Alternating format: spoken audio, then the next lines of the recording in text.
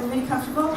Okay, we talked a little bit about how you surfed down the river at Salzburg last time, so I'm going to skip that this time around. So I just saw that. Yeah. Just before coming on here, they just played us there. It's very charming, isn't it? Yeah. It's cute. Have you guys seen it? Yeah, we just watched it here too. Yeah. Yes, I couldn't stand up for very long.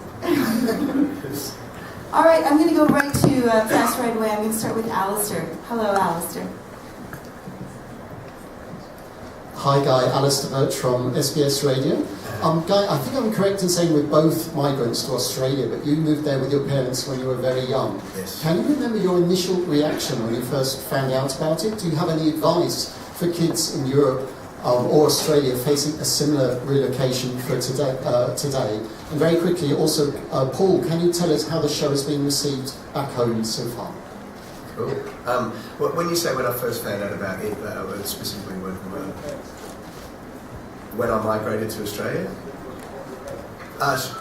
Of course, yes. Well, I was very young. I was about 6 years old, and we migrated from Malaysia. I've got a very mixed background, but I found it an incredible move. I mean, my dad's a geologist, so we spent a lot of time moving around, different places in different states and countries, and finally settled in Australia, and never looked back. It's an incredible place to live, and I settled in, I think it was 1988. We were there, and it was just an incredible place to grow up. I grew up in Adelaide, which is quite a small city in comparison to a lot of cities like Sydney, and I loved it. Just an amazing place. I mean, Australia, even though we lack the history that you'll find in Europe, the architectural history, and obviously just history in general, we're quite a young nation, but the natural beauty of Australia is breathtaking, and even just watching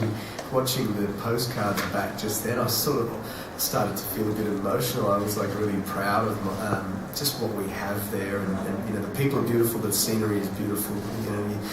Where I live is a suburb in the eastern suburbs in Sydney, and you've got the beach. I've got the beach literally a stone's throw away on 15 minutes drive to the centre of the city in Sydney, and 10-15 minutes drive to the airport, which is handy with all the travel I do. But there's not a lot of places in the world where you have so close access to such beauty and also practicality, so it's great.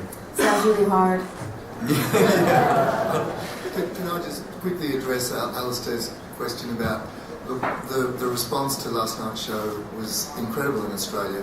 There is an enormous momentum of interest for Eurovision. Australia is a place of many migrants. I'm a migrant also. There is an incredibly strong European presence there, and it's really important that you understand that from our perspective, that's something that was very important to us, that there was that connection in the show. I have to say for my own part that watching the show last night and the diversity that it showed, the wonderful Finnish performers, the Serbian performers, the Romanian story, they're really great stories of diversity and kindness, and to be part of a show that has such generosity and spirit, for us, it's the greatest entertainment show in the world, and we are so delighted to be part of it. Well, we're delighted to have you, that's for sure. I watched it on TV last night. I went home and watched it extra special because I wanted to see what it looked like on TV, and it looked amazing. It really did. I mean, I don't know. That's perhaps I can't be objective, but I really thought it looked amazing. Oh, it is. Okay. Yes, I'm going to take a question from David. Hello. Hello, it's David Alexander from Star Observer. It's been a while since I last saw you at the Opera House. Yes. I won't ask you about World Idol again. You've said it's known that you're not too well. You're a little bit under the weather. Are you concerned that that has impeded your being able to rehearse it 100%? Yeah, I mean, I just pace myself during rehearsals. I think sometimes as a performer, it's very hard to suppress. I guess yourself a little bit. As a performer, if there's even two people watching, you want to do a great job, because you don't want those two people to think, oh yeah, that's going to be okay on the night. Even if I know that on the night I'm going to give an extra 30 or 40%, I guess, you know, I just hate making excuses. So that's why I'm sick, but sometimes I sing better when I'm sick, you know. Sometimes I'll have this kind of really, these dulcet tones that I don't normally have, or you know, there's that hoarseness that will give me more character. But we're singers, we're at the mercy of our bodies, you know, and you know, and it changes daily. Sometimes you're not even sick, you don't even know, but there's just more pollen in the air or something, or your lungs are a bit tighter and you can't breathe that day properly. It's just, that's the beauty of singing. It's kind of, you know, when you see someone nail it on stage, you know that everything's come together, and that's why you give, I do, when I watch people, I give a lot of props and a lot of respect to people who can deliver constant, consistent performances, but come Saturday I should be fine. I mean, yeah, I'm a little crook, but I feel like I'm getting better, and should be fine, yeah. Isn't that always the way whenever you have a little cold, people are like, oh, you sound so sexy. Okay, I'm going to go to the young lady with the stripes. Hi guys, Claire from Women's Day in Australia. I just wanted to ask you, I spoke to you a couple of weeks ago and you were saying how you didn't know how this was going to change your life. Already, I think this has changed your life. Do you want to talk a little bit about how you think it has already? Of course. I mean, even on the, I guess, the physical level of people's attitude towards me over here. You know, I obviously, you know, in Australia, I can't really get around freely as I can in other parts of the world where no one's heard of me. So, you know, in Australia, going to the mall or something is always a fairly cumbersome.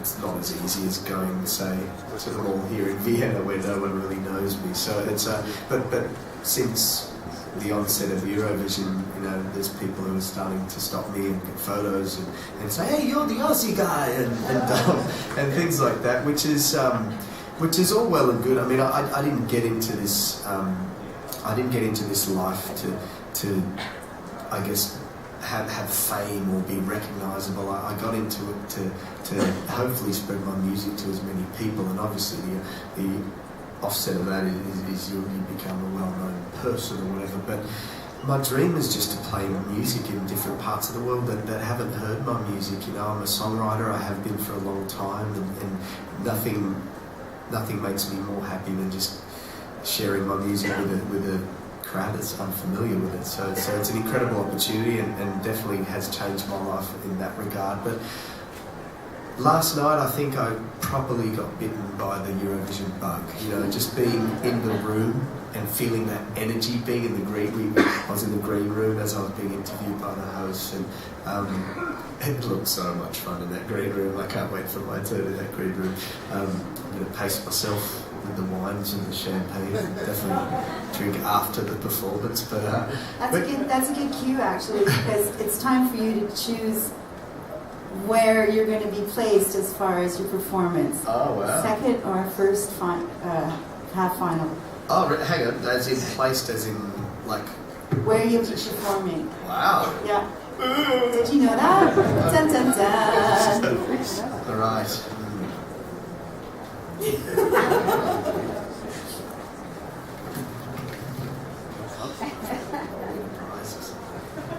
No. Oh. Actually, yes, sir.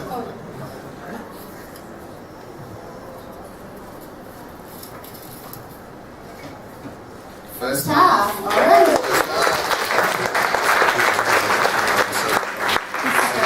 Is that good?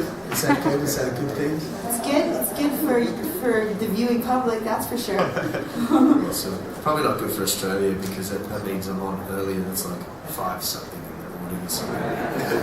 I mean, you know, we've come this far. Might as well. Exactly. Right? All right. Well, do we have any other questions? Oh, we do. Ooh, lots of questions. Michael? I'm Michael Adado from the Sydney Morning Herald. I guess I want to ask you if you could talk a bit about the soft diplomacy of Eurovision, away from the music, what it's been like to meet artists from other countries, and what happens in those exchanges when you come from a group of people from very different cultures come to have an artistic conversation. an important sort of diplomatic side of this event. Yeah, well, I think the connections between the performers kind of speaks volumes for what the whole event is about, because yes, there's different cultures at times, different languages, and but we're all connecting through music. We're all connecting through a mutual respect and admiration for each other's gifts and talents, and it's an incredible thing to be able to I guess communicate via music. Even I've been communicating with people who have translators, and yet we all feel like we're one, together, and I guess it encapsulates the theme of building bridges, because that's what music does all the time, every day, and I haven't felt any sort of competitive spirit or competitive nature. It's with anybody. No one's kind of looked me up and down and gone, oh, he's the Aussie guy. It's just kind of like been just really welcoming and really, I don't know, like when I was waiting in the green room yesterday, people were coming to get photos, and I was going to get photos with them, with Paulina, with Loic, all the guys, and it was just, it's a great community behind the scenes. There's a really great vibe and a great community, which is what I've probably enjoyed the most. Just kind of last night that was my favourite thing. Just being, I went up to Greece and she killed it too. Amazing. Last night, amazing. Okay, well, in the spirit of familiarity, I'd like to say I feel like an honorary Sheila. Oh, yes, that's good. Very good. Sheila is what we, for a long time in Australia, will call a lady. Oh, she's a good Sheila. She's a good Sheila. Right. All right, I'm going to ask you to go down to the photo wall and get some